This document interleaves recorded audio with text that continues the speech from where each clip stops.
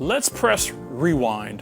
In 1964, America witnessed the passage of the most sweeping legislation in nation's history.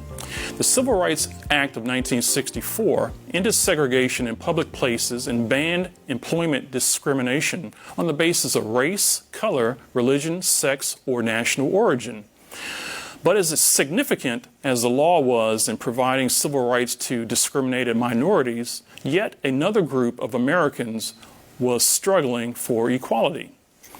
7 years later, a New York judge described people with disabilities as, quote, the most discriminated against minority in our nation, unquote. In the early 1970s, some estimates show about 1 million school-aged kids with disabilities who were excluded from public education programs. Another 3 million with disabilities in public schools receive no support to meet their basic educational needs. Robert L. Bergdorf, Jr., an attorney in the 80s with the National Council on Disability, who was the one who wrote the first draft of the ADA bill, later wrote that the ADA, quote, was a response to an appalling problem: widespread, systematic, inhuman discrimination against people with disabilities, unquote. U.S. Senator Tom Harkin, a passionate advocate for the disabled, got to work in the late 80s on getting the measure passed. A World of Difference senior correspondent Janet Sawyer picks up the story with an intimate interview with the retired senator.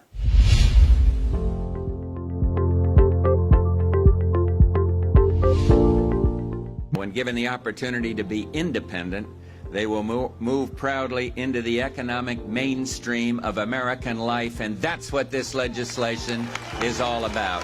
And to cheers on the lawn of the White House, President George H.W. Bush finally made the years-long efforts of disability advocates across America the law of the land. A law that started off in complete silence in the Houses of Congress. The ADA is indeed the 20th Century Emancipation Proclamation. Retired Iowa Senator Tom Harkin says this was his proudest day in the years he served in Congress. A measure that had languished in both houses.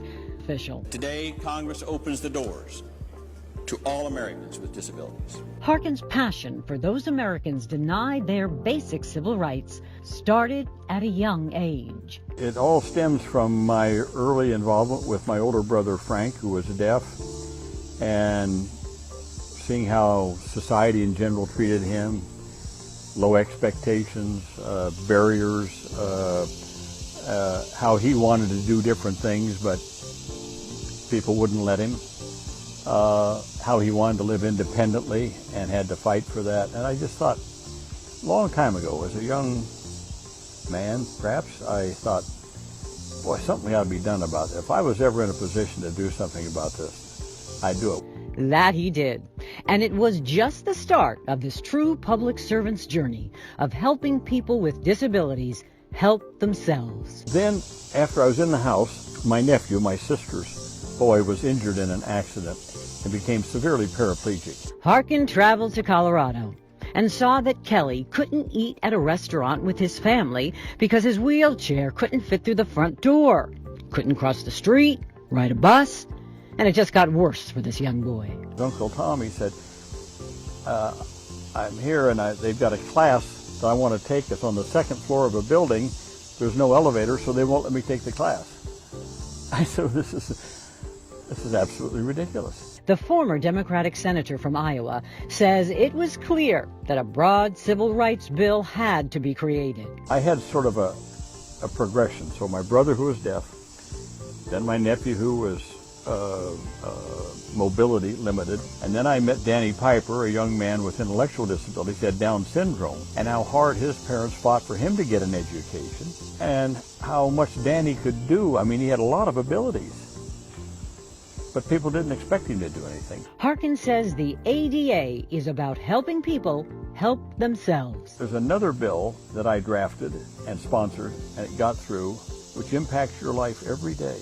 and everybody else's, and nobody knows I ever did it. Even before the passage of the ADA here in Washington, Harkin was the man behind closed captioning, which finally allowed the hearing impaired to fully enjoy television. There's a bill called the Television Decoder and Circuitry Act. How about that for a name? That's true. Harkin's first bill mandated every TV sold here in America had to have a chip or decoder which allowed closed captioning to appear on any TV 13 inches or bigger. He made sure that this would happen within 5 years. It wasn't easy. And I said, well, if this is going to cost a couple $100 a set, I can't sell this. I can't get this passed. And I'll never get it. He said, well, if you make 100 of them, yeah, it's going to cost you $100 a set, or if you make 1,000 of them. But if you make millions of them, the cost will be almost nothing. That's what gave me the idea of mandating. Mandate that every television has to have it. You couldn't get a mandate passed today to save your soul. My idea was this is really going to help people with deafness, hard of hearing, to understand what's going on. And being now understanding, they would be able to more participate in daily life, activities, businesses, jobs, everything else. That it did, and then some. Closed captioning caught on, and caught on quick. The biggest user? Sports bars. They got a dozen TVs, and the only way you're going to find out what's going on is you got to read the captions, and it's noisy.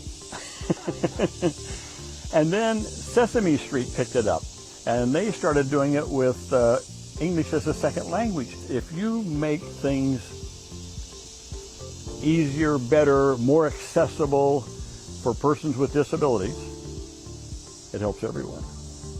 Everyone does it better. Everyone benefits from this. Harkin was on to something, then on to yet another group of forgotten citizens. How about people with invisible disabilities? How about people with intellectual disabilities, developmental disabilities? Harkin says it's the way our society teaches that's to blame. The brain doesn't function well enough to learn as rapidly as others. They can learn, but it just takes a little bit more time and goes through a little bit more filters. In other words, making sure that their physical environment, their social environment, is something they can adapt to finish a task. It's amazing. People that you don't think can function, if the construct, if the physical environment is changed a little, they can function just fine. With more than 5,000 colleges and universities in the U.S., only a handful specialize in so-called invisible disabilities. One is located in the small Florida town of Leesburg.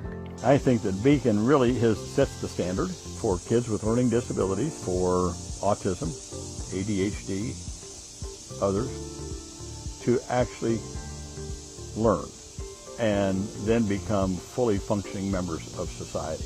They've had to tailor programs, tailor the way things are done, but that's okay. Having a college like Beacon, and hopefully Beacon will spawn more like Beacons around the country, the importance of that is that we're now understanding our country's wasting a lot of abilities of people that could contribute to our country, to contribute to our economic growth, contribute to our well-being as a society. My dream was always that we would have the federal government begin to invest in Beacon-like colleges, using Beacon as the sort of the model. Why don't we have one of these on the West Coast? We need a lot more Beacons in this country. Harkin's focus on education doesn't stop at higher level education for those with learning differences. Before I left the Senate, my last bill was to change voc rehab. So I set aside 15% of all federal money that goes to voc rehab to focus on getting summer school jobs, after school jobs for kids who are on IEP in school.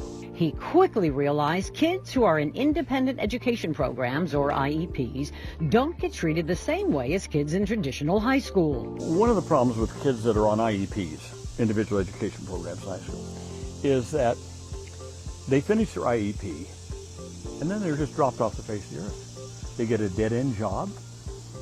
I started looking into this and found that during high school, kids with disabilities, whether physical or intellectual or both,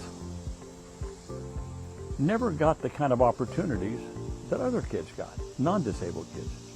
Like what? Summer jobs, after-school jobs, weekend jobs, volunteering for the Red Cross, volunteering for community chest, volunteering for church volunteers, things like that, where you're pulled into a group and you have a job to do.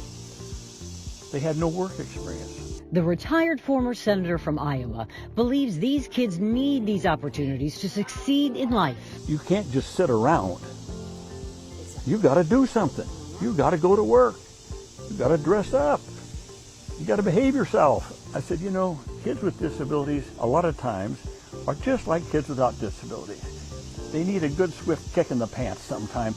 Get them out the door. Young people need to develop that sort of inner strength and that inner ability to start making good decisions. Still, more hurdles ahead for these students, like being paid a fair wage. Again, Harkin took to the floor. There's a certain provision in law that you can pay a person with a disability sub-minimum wage.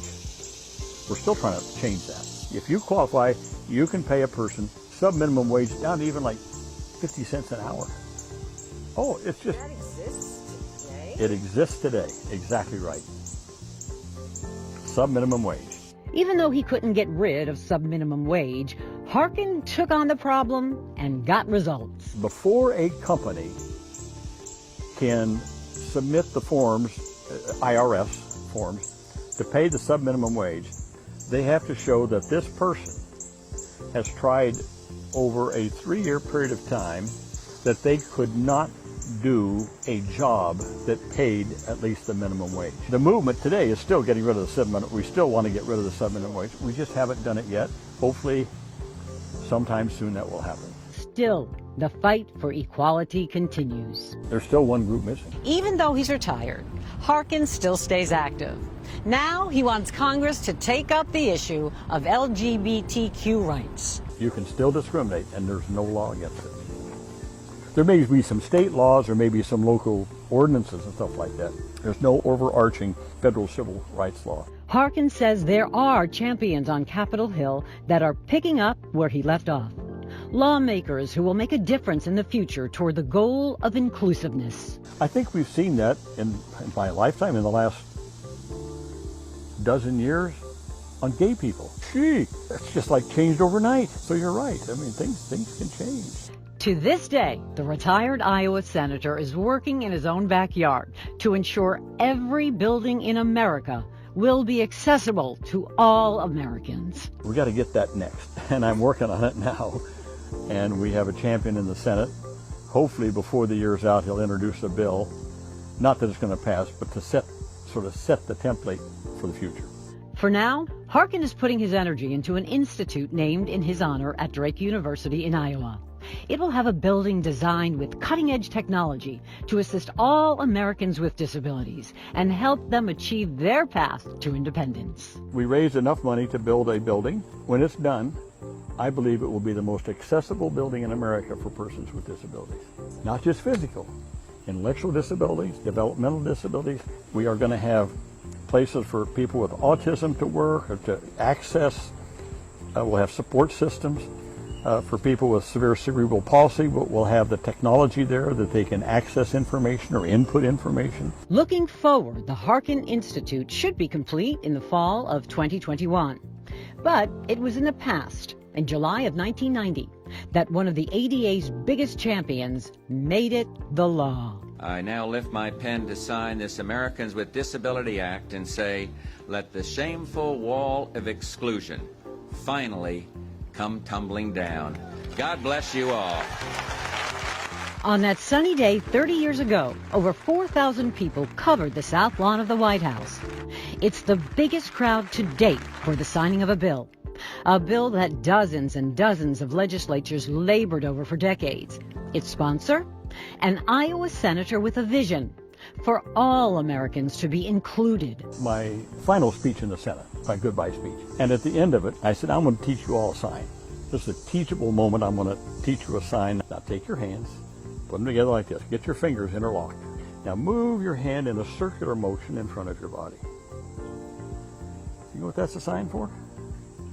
It's a sign for America. everybody together, all connected. No one's left out of the circle of life in America. We're all included in this constant circle of life. That's the sign. It's a wonderful, it's a beautiful sign. That's a beautiful sign for America. Thanks, Janet, for that compelling conversation with Senator Tom Harkin. He still works to improve the lives of people with learning disabilities. Congratulations, Senator Harkin. You are a difference maker.